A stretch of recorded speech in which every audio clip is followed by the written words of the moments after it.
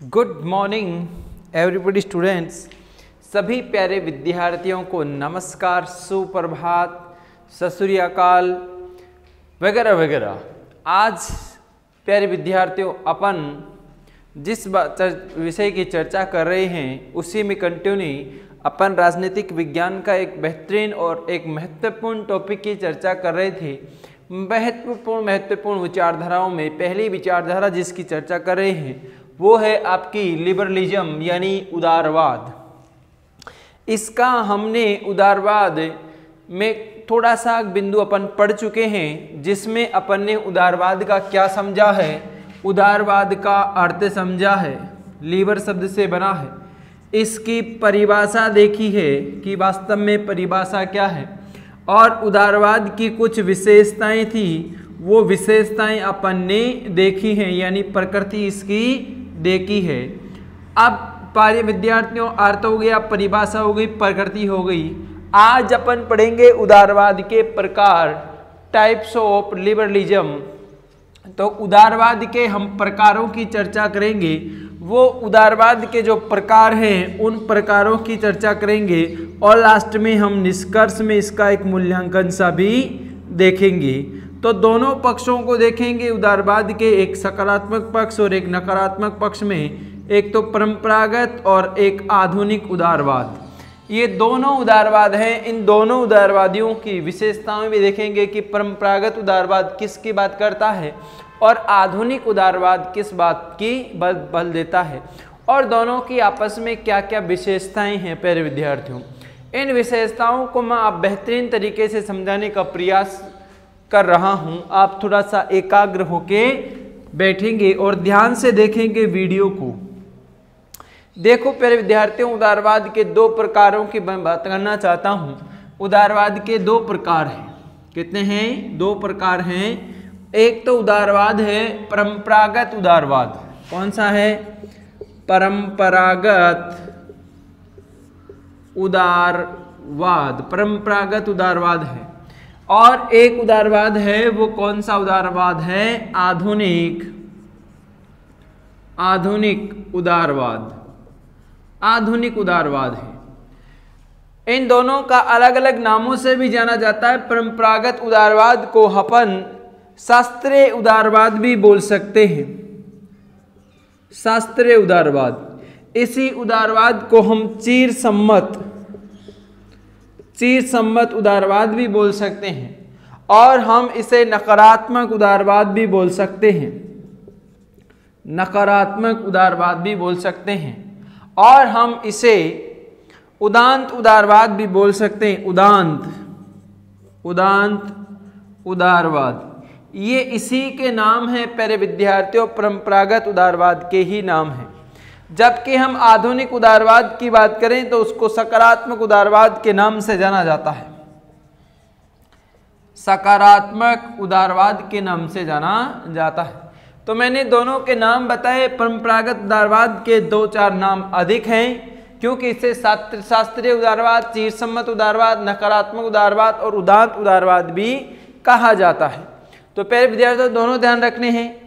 अब मैं बात करना चाहता हूं कि इस नकारात्मक उदारवाद, चीर सम्मत या उदांत उदारवाद की जो बात है, उसे इस विचारधारा में सर्वप्रथम लाने वाला जो व्यक्ति था, इस विचारधारा में कौन था? जॉन लॉक नाम सुना है, कल अपन ने देखा भी था।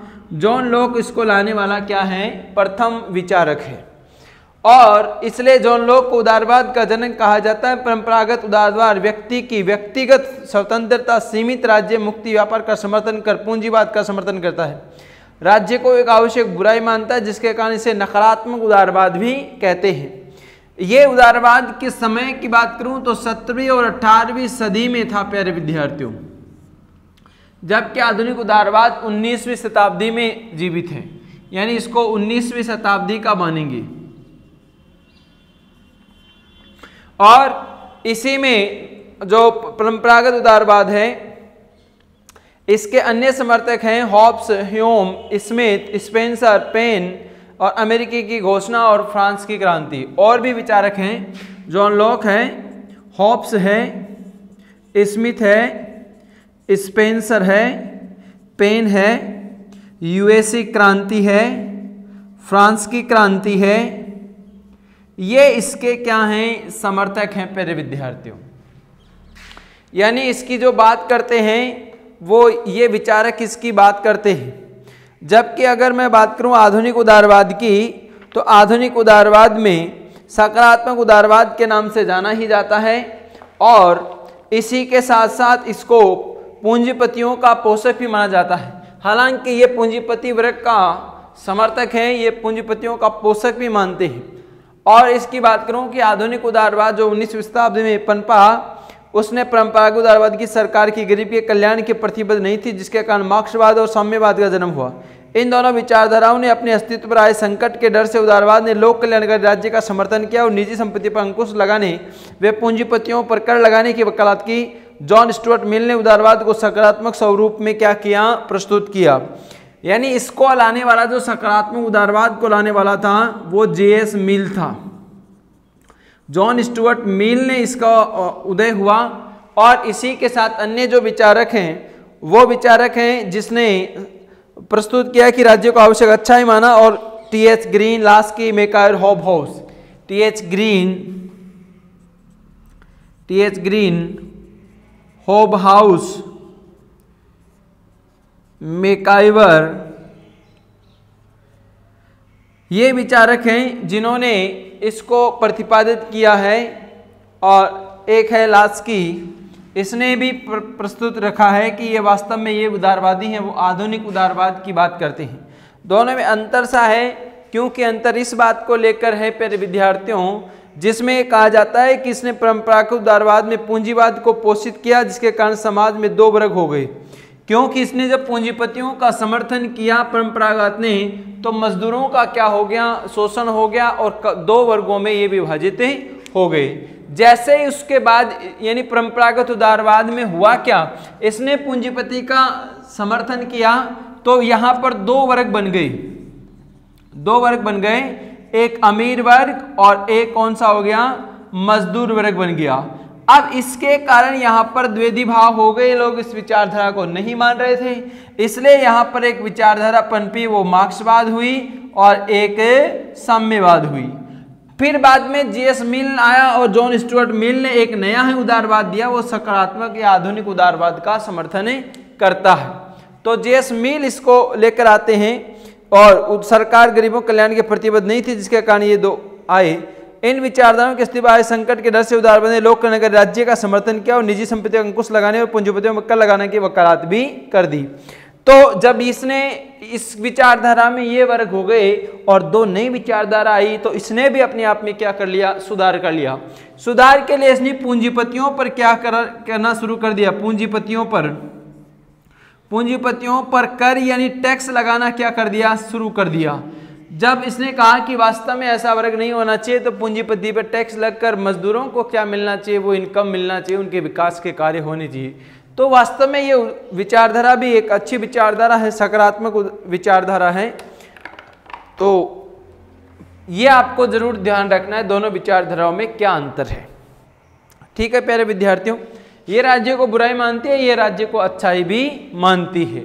अब ये दो प्रकार हुए, उसमें आप स्क्रीनशॉट ले सकते हैं, दोनों को किस नाम से जाना जाता है। अब मैं एक एक की बात करना चाहूंगा प्यारे विद्यार्थियों। पहले परंपरागत की बात करूंगा, फिर आधुनिक उदारवाद की बात करूंगा। परंपरागत उदारवाद के मैंने समर्थकों की बात की, जॉन लॉक है, हॉब्स है, स्पेंस है, पेन है, ये वर्ग हैं। जबकि सकारात्मक उदारवाद की बात करने वाला जेएस मिल है, ग्रीन है, लास्की है, मेकाइवर है, हॉबहाउस है, ये विचारक है। अब मैं बात करूं प्यारे विद्यार्थियों, वो बात है कि उदारवाद के परंपरागत उदारवाद की विशेषताएं, परंपरागत उदारवाद की विशेषताएं। इन विशेषताओं को देखो, अलग अलग वर्गों के आधार पर अपन पढ़ें तो बहुत ही अच्छा महत्वपूर्ण पॉइंट होगा कि इसको किस तरह से देखें।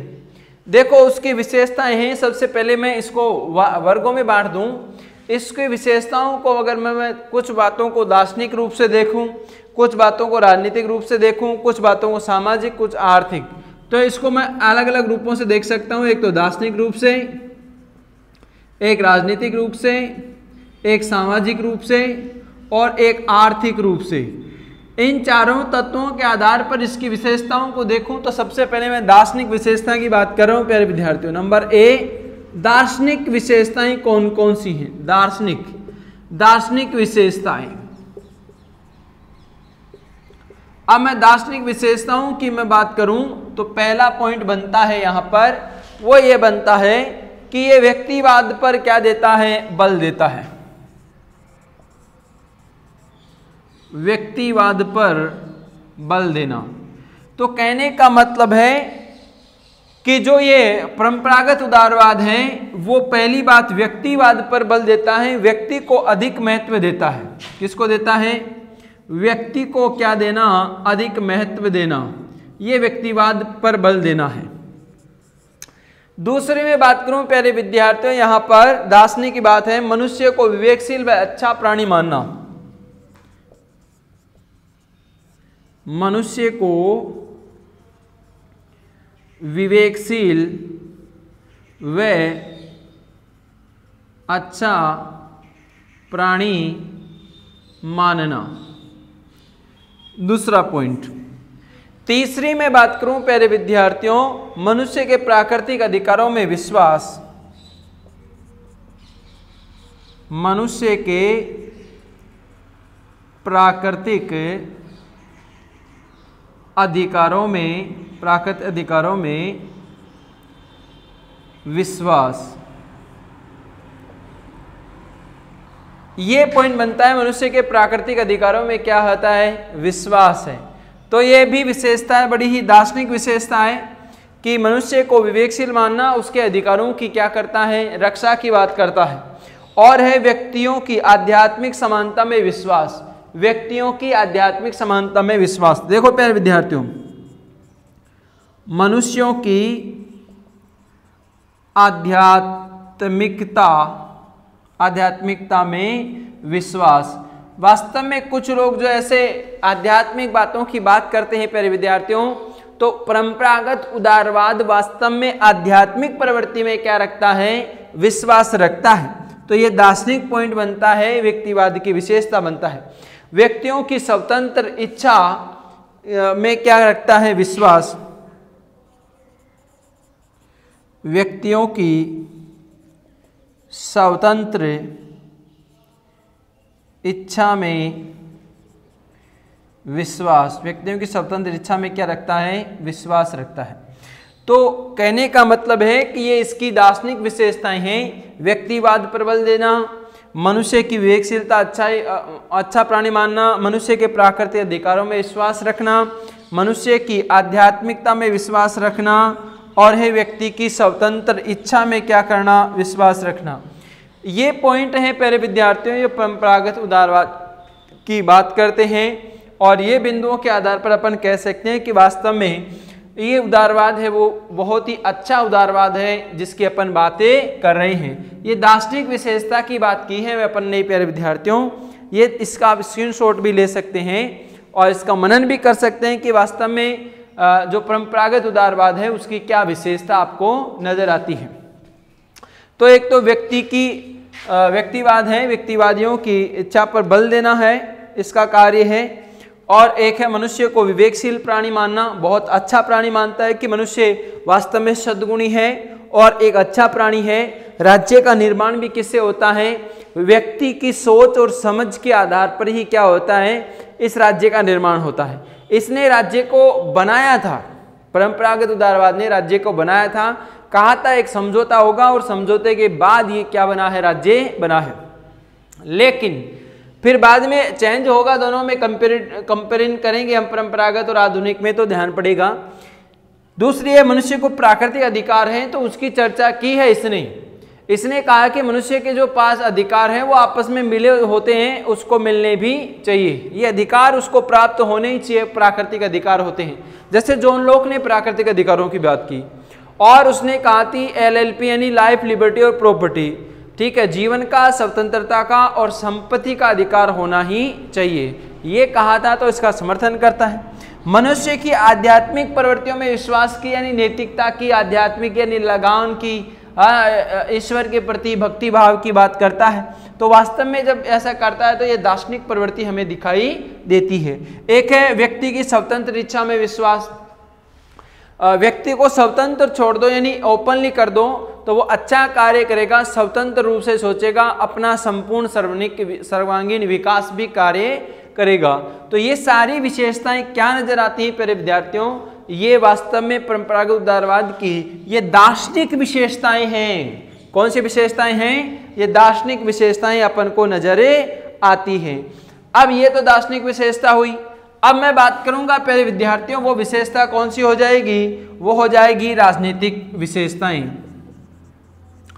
देखो ये हो जाएंगी यहाँ पर राजनीतिक विशेषताएं, यहाँ पर ये लो बी पॉइंट, ये राजनीतिक विशेषताएं। अब इनको यहां से हटा दें अपन, यहां पर ये लो, ठीक है। अब अपन पढ़ेंगे, वो पढ़ेंगे किसकी विशेषताएं? परंपरागत उदारवाद की विशेषताएं। लेकिन कौन सी विशेषता? अब राजनीतिक विशेषता। राजनीतिक विशेषताओं का पहला बिंदु क्या बनता है? राज्य की उत्पत्ति व्यक्ति के अधिकारों की रक्षा हेतु समझौते से हुई है। किसकी उत्पत्ति? मैंने कहा राज्य की उत्पत्ति व्यक्ति के अधिकारों की रक्षा हेतु किसके द्वारा हुई है? समझौते से हुई है।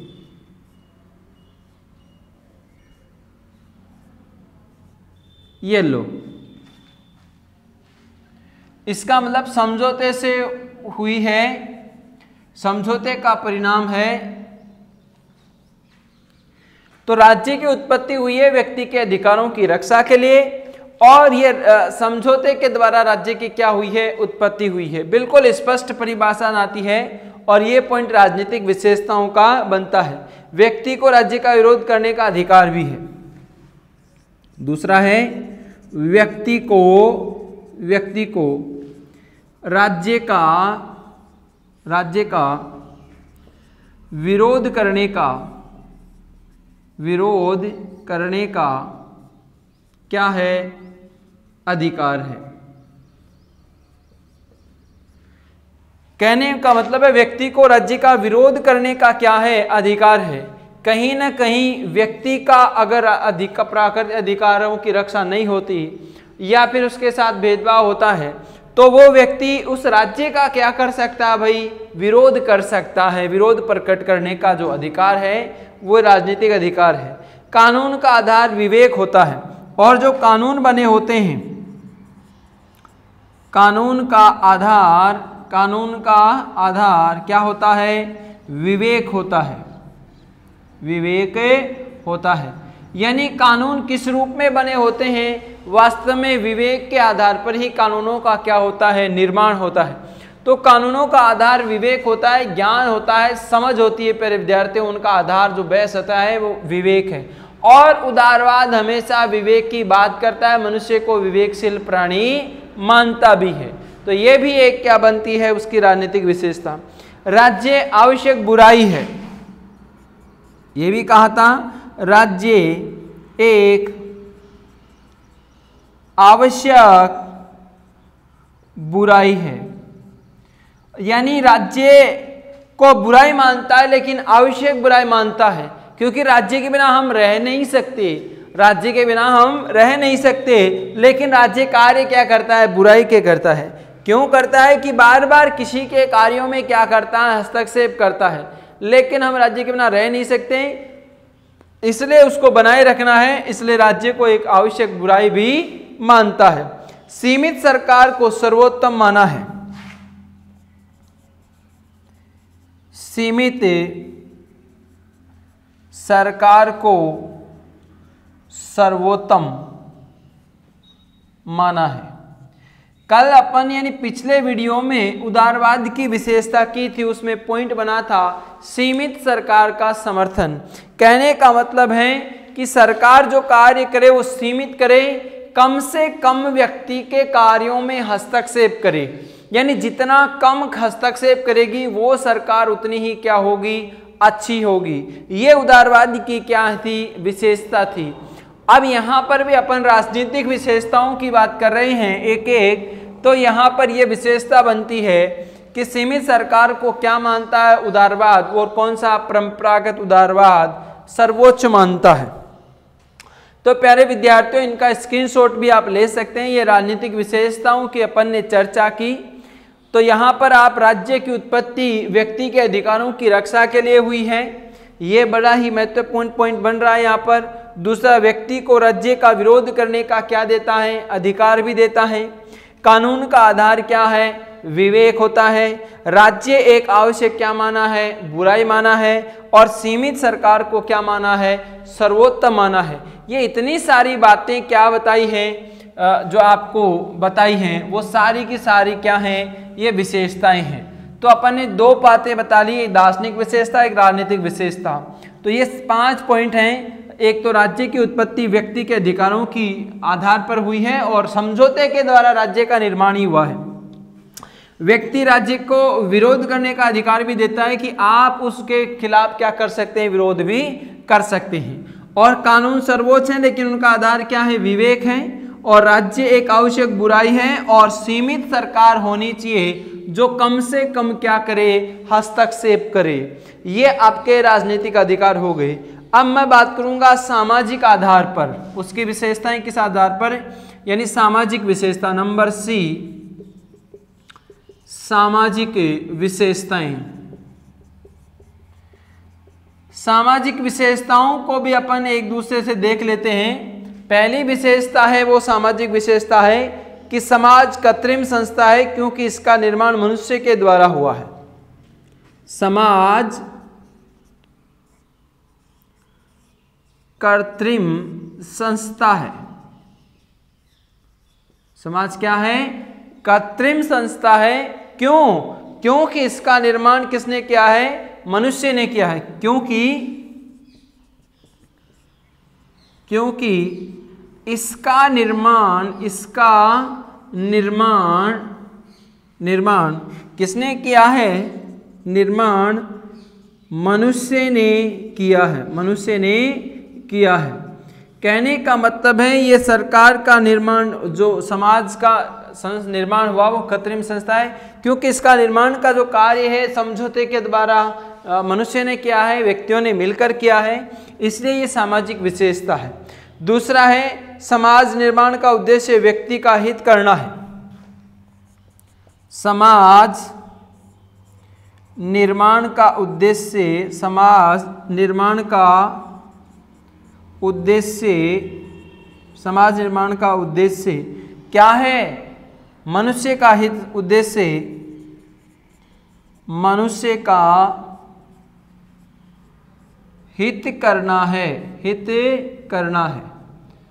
यह आपको जरूर ध्यान रखना है प्यारे विद्यार्थियों।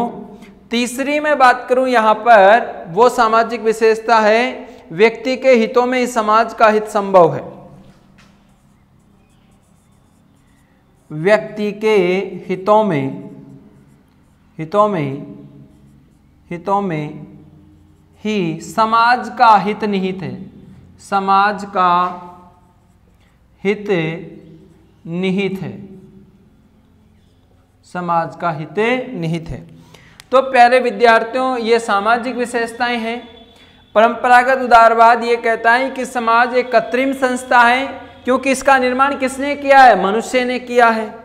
और समाज निर्माण का उद्देश्य क्या है, मनुष्य का हित ही करना है, इसीलिए मनुष्य ने इसका क्या किया, निर्माण किया है। और अगर व्यक्ति के हितों में वृद्धि होती है तो फिर समाज का भी क्या है, स्वरूप बना रहेगा।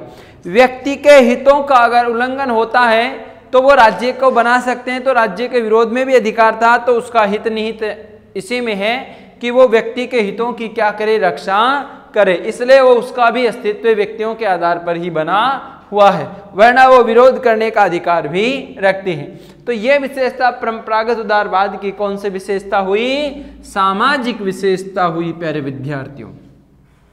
एक विशेषता और है, वो कौन सी विशेषता है, वो नंबर डी पर है, आर्थिक विशेषता, इकोनॉमिक, आर्थिक विशेषता की बात करेंगे।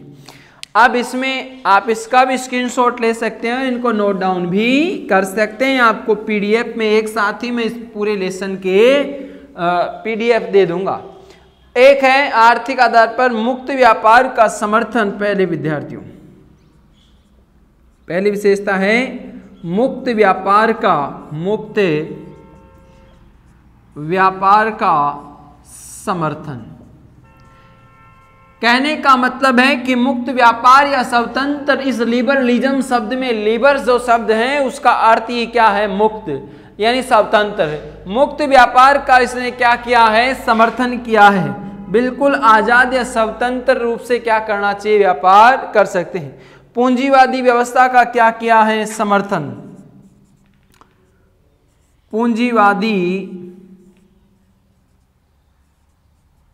पूंजीवादी व्यवस्था का समर्थन। पूंजीवादी व्यवस्था का क्या किया है? समर्थन किया है।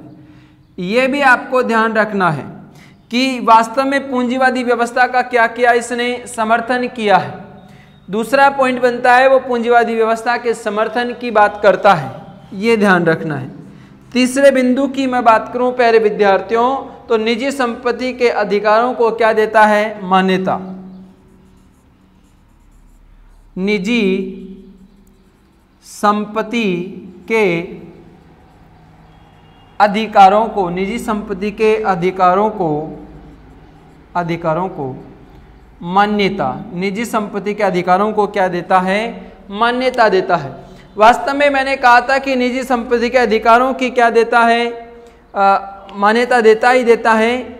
और निजी संपत्ति पर ये क्या देता है? बल भी देता है। ये अपन ने ये देखा था। एक बिंदु और है, राज्य के हस्तक्षेप पर नियंत्रण का विरोध। चौथा पॉइंट है राज्य के हस्तक्षेप व नियंत्रण का विरोध। कहने का मतलब ये विशेषताएं हैं वो आर्थिक विशेषताएं हैं। मुक्त व्यापार का समर्थन किया है, पूंजीवादी व्यवस्था का समर्थन किया है, निजी संपत्ति के अधिकारों को मान्यता दी है और राज्य को हस्तक्षेप या नियंत्रण का क्या किया? इसने विरोध किया है। तो ये चार बिंदु हैं प्यारे विद्यार्थियों, जिसके आधार पर ये कह सकते हैं कि आर्थिक विशेषताएं हैं परंपरावाद की। हमेशा मुक्त व्यापार की स्वतंत्रता की बात की है, पूंजीवादी व्यवस्था का इसने समर्थन भी किया है। बाद में आधुनिक उदारवाद में हालांकि इसने टैक्स लगाया है। निजी संपत्ति के अधिकारों को मान्यता भी देगी, व्यक्ति को जितनी चाहिए उसके कार्य में हस्तक्षेप नहीं होना चाहिए, निजी संपत्ति वो कमा सकता है। और राज्य को कहीं पर भी, सीमित सरकार की बात की, राज्य को कहीं भी किसी कार्य में हस्तक्षेप नहीं करना चाहिए, उस पर नियंत्रण भी नहीं रखना चाहिए। अगर ऐसा होता है तो वो विरोध कर सकते हैं। ये सारी विशेषताएं हैं, परंपरागत उदारवाद की विशेषताएं हैं प्यारे विद्यार्थियों। अब इसकी कुछ आलोचनाएं भी देखनी है, परंपरागत उदारवाद की आलोचना, वो भी एक अच्छी से पॉइंट बनता है कि आलोचना क्या, परंपरागत उदारवाद की क्या है आलोचना। दो चार आलोचनाएं हैं प्यारे विद्यार्थियों जिनको आपको ध्यान रखना है। जिसमें पहली आलोचना की मैं बात करूं तो परंपरागत उदारवाद अत्यधिक स्वतंत्र खुलापन देता है। अत्यधिक स्वतंत्र व खुलापन, यानी अधिक से अधिक ये क्या देता है? अधिक तो ये स्वतंत्र है और एक खुलेपन की क्या करता है? बात करता है। तो ये इसकी आलोचना है प्यारे विद्यार्थियों। दूसरी मैं बात करूं, सीमित राज्य की कल्पना से राज्य जन कल्याण के कार्य नहीं करता। सीमित राज्य होगा तो जन कल्याण के कार्य नहीं करता। जन कल्याण के कार्य न होना, कहने का मतलब अगर सीमित राज्य होगा तो वो जन कल्याण के कार्य सही तरह से नहीं कर पाता, वो बार बार उसको डर रहेगा। पूंजीपति वर्गों के हितों पर बल देता है। पूंजीपतियों के हितों पर क्या देता है? बल देता है। ये पूंजीपति के वर्ग के हितों पर अधिक बल देता है। मजदूर वर्ग या कमजोर वर्ग पर हितों की ये चर्चा नहीं करता है। मुक्त व्यापार का समर्थन करता है। मुक्त व्यापार का समर्थन करता है। मुक्त व्यापार की ये बात करता है जिसमें ओपनली खुला व्यापार होना चाहिए। राज्य के अस्तर नियंत्रण नीति अव्यवस्था का माहौल बना देगी। अव्यवस्था की बात, अव्यवस्था का माहौल होना, माहौल होना। ये इतनी बातें हैं जिनकी अपन बात कर रहे हैं प्यारे विद्यार्थियों। तो ये आलोचनाओं के बिंदु हैं कि परंपरागत उदारवाद अत्यधिक खुलेपन पर बल देता है, जन कल्याण के कार्य नहीं होने पर बल देता है क्योंकि उसको कार्य सीमित हैं, पूंजीपतियों के हितों की बात करता है, मुक्त व्यापार का समर्थन करता है, राज्य हस्तक्षेप नहीं करे तो ये अव्यवस्था माहौल हो जाएगा, राज्य कंट्रोल में नहीं है तो ये कार्य। तो इतनी सारी बातें परंपरागत उदारवाद की अपन ने चर्चा की विद्यार्थियों। नेक्स्ट वीडियो में आधुनिक उदारवाद की अपन बात करेंगे। इस पॉइंट को आप अच्छी तरह से ध्यान रखें और पढ़ें और समय का सदुपयोग करते होंगे। ठीक है प्यारे विद्यार्थियों, आज की क्लास यही समाप्त करते हैं। धन्यवाद।